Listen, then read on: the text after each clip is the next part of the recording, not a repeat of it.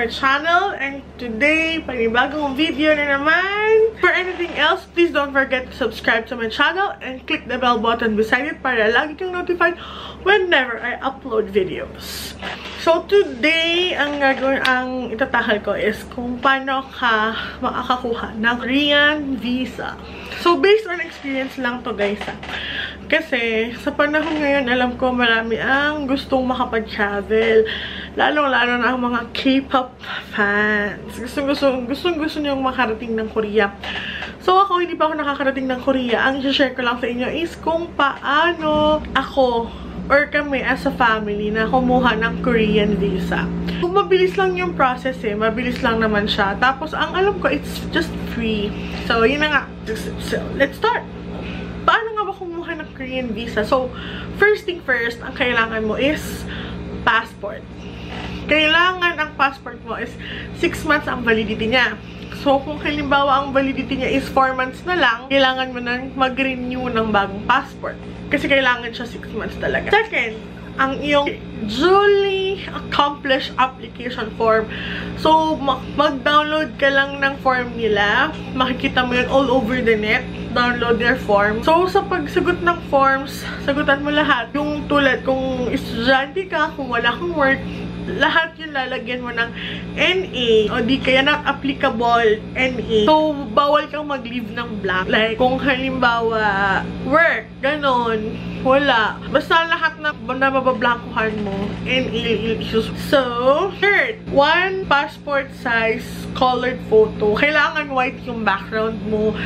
So, ang i-required ng mga photo studios is naka-color ka. So, kung hindi ka naka-color pag picture mo doon, i-edit naman nila yun. Pero, sabi nila, much better kung hindi edited. Kasi bihira daw ang kinatanggap ng Korean Embassy na edited photos. So, kailangan nandun ka, naka-color ka.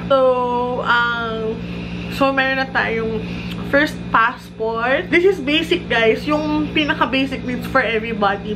Tapos mamaya, ika-categorize natin kung paano pag-employed ka, paano pagka-housewife ka lang, paano pag-students ka. So, this one is for basic. So, everybody needs to submit this one. So, first is duly accomplished application form. Second is your 6 months validity passport. Third is passport size photo, white background na naka-color. So, pang-apat, photocopy of your passport bio page. Ano nga ba yung passport bio page? So, ito siya guys. This one. So, kung ito yung passport mo, so first page, and then, itong page na to, this one. So, kailangan ito, photocopy mo both yan. Tapos, make sure na yung third page, itong isa, ito third page na yan, is meron kang sign dito. Kasi parang hindi nila tatanggapin pag wala kang signature. So, yun ang pinaka-ano nila. So, photocopy nitong page na to. Yun. So, fifth, kung halimbawa, meron kang OECD visas, kung ano ba yung OECD visa, ano siya, kung halimbawa meron kang visa from the country na nandun sa OECD list, kailangan mo siyang i-photocopy. Tapos, pagka sinubmit mo siya, kailangan kasama rin yung passport mo na meron ganun, yung visa. Tulad na, OECD visa, ang mga, alam ko kasi is Australia, Japan, US. So, ganito yun. Ipo-photocopy mo siya. Like kami, tulad nito, meron kaming Japan. Tapos, so, ang Japan namin is nasa first passport. And then, ang aming US visa ay nasa last passport. Lahat ng pinagdaan ng passport na yun, kailangan mo siyang i-submit. So, ang US visa ay ito. Kailangan mo rin siyang i-photocopy. Tapos, bukod doon, kailangan mo rin i-photocopy yung stamp. Kasama yung stamp na nag-travel ka dun sa country na yun. Tapos, kung if ever man na ikaw ay invited ng Korean, kailangan mo rin i-submit ang Korean letter mo. Tapos, kailangan mo rin ng photocopy ng writer's passport. So, yun lang. So basically, yun yung kailangan ng lahat. So, mapabata, mapapatanda. So, next, ang mga employees, kailangan nila ng Certificate of Employment. Kailangan original siya na Certificate of Employment. Tapos, kailangan ng address ng employer. kailangan nandun yun dun sa certificate of employment nyo. Tapos, landline, email, employer's HR department, applicant's position, date hired, and compensation. So, lahat ng details na yun, kailangan nandun siya sa inyong certificate of employment. Medyo masusi lang si Korean Embassy, no, guys? Kasi, parang medyo mas mahigpit sila sa Japan. So, kailangan talaga every documents na ipapasa nyo is detailed siya. So, next, for employment, kailangan mo na original personal. So, ano kailangan ang nandun sa original bank certificate mo? Must include account type, kung savings ba, current, time deposits, or whatever. Basta kailangan meron siyang account type. Next is current balance, and then account opening date, tapos ADB. So, dito alam naman yun ng mga banks. Sasabihin nyo lang for Korean Embassy. Mag-apply kayo ng Korean visa.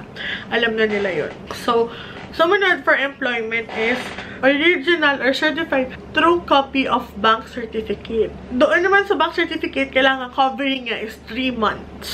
And then next, for employment still is ITR. Income Tax Return Form 2316. Kailangan i-highlight yung name on the alpha list. Highlight your name on the alpha list. Kailangan niya pa rin ng alpha list. Tapos, pang number 5, if ever man na, if applicable, na meron kayong PRC or IBP card, doon, photocopy lang, copy lang naman nun. Photocopy lang naman nun. Pwede na yun. So, again, for employment, additional document, our certificate of employment, original personal bank certificate, original certified true copy of bank statements, 3 months, covered ang 3 months. Next is ITR. Tapos, pang number 5, copy of PRC card. So, feeling ko, pag hindi kailangan ng pagka wala kayong ITR, guys, parang letter na kung bakit wala kayong ITR. Parang ganun, explanation letter kung ba't wala kay ITR. Tapos, next additional, kung self-employed naman kayo. Ito naman is for businessman, mga may sariling kumpanya or sariling self-employed. Yun. So, ito, self-employed naman. First, para sa self-employed is photocopy of business registration form. O, DTI or SEC will do kung alin man sa dalawang meron kayo. Second, photocopy of business permit or mayor's permit. Tapos, ang third, yun pa rin, photocopy of ITR, Form 2316. So, sa ITR, kung kanina naman is company alpha list, tas nandun yung name nyo for employed. Sa self-employed naman, kailangan lang yung corresponding payment receipt ng BIR. So, yun lang para sa self-employed.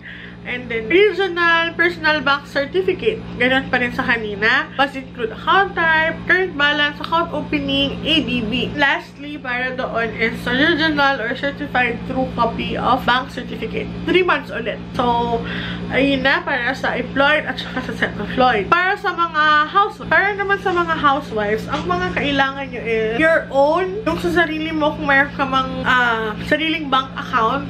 So, your own bank certificate or your husband's bank certificate.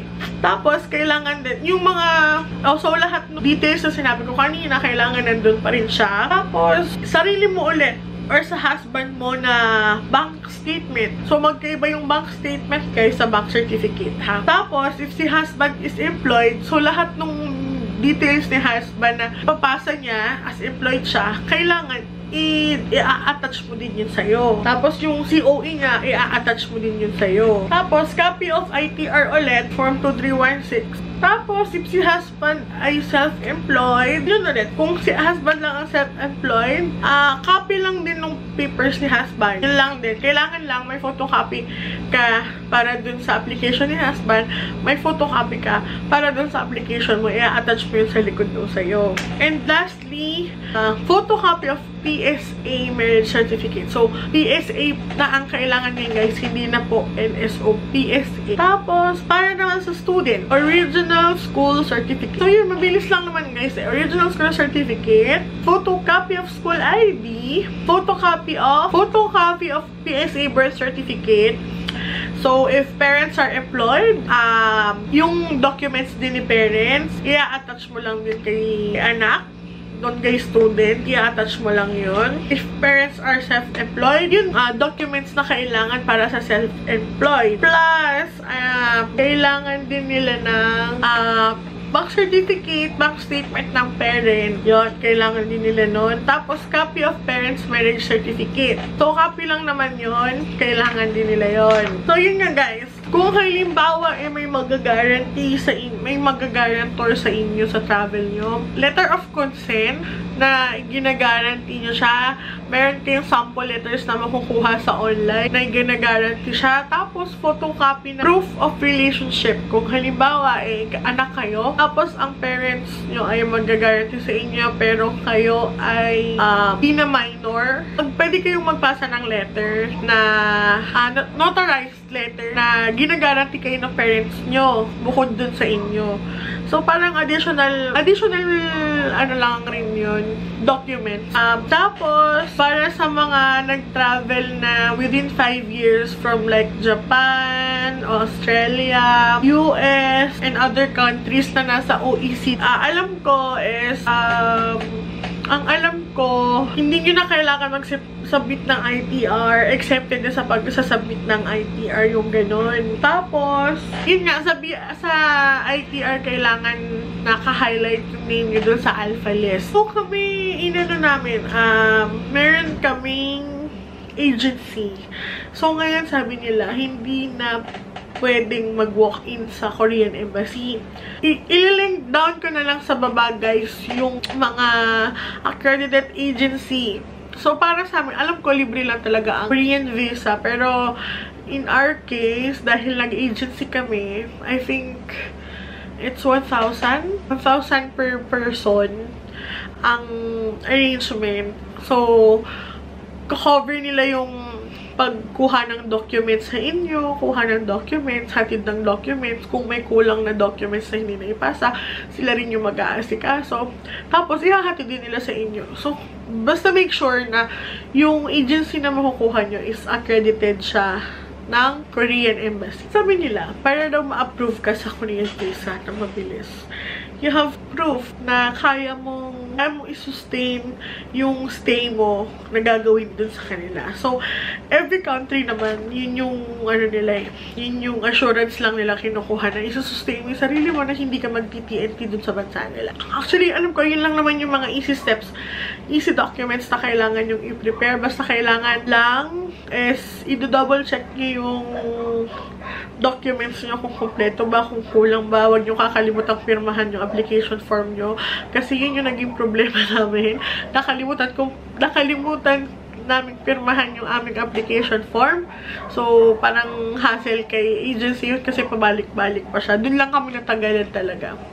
Tapos, school IDs, huwag nyo kakalimutan yung mga IDs nyo, passport, yung mga kailangan i-photocopy nyo na. Tapos, so far wala na, yun lang naman. Ganyan lang kadaling kumuha ng Korean visa.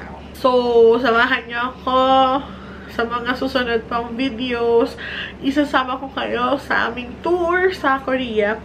So, titingnan natin kung paano ba mag-travel, paano ba ang culture nila doon. Kung karami yung may spend namin, kung paano ang mga tour, kung paano natin, kasi mostly ang aming gagawin lang is DIY tour. Yun lang ang hiling namin, DIY tour. So, siguro, ang next video ko is kung paano naman kami kumuha ng Japan visa. So, last year kasi yung punta namin ng Japan. So, single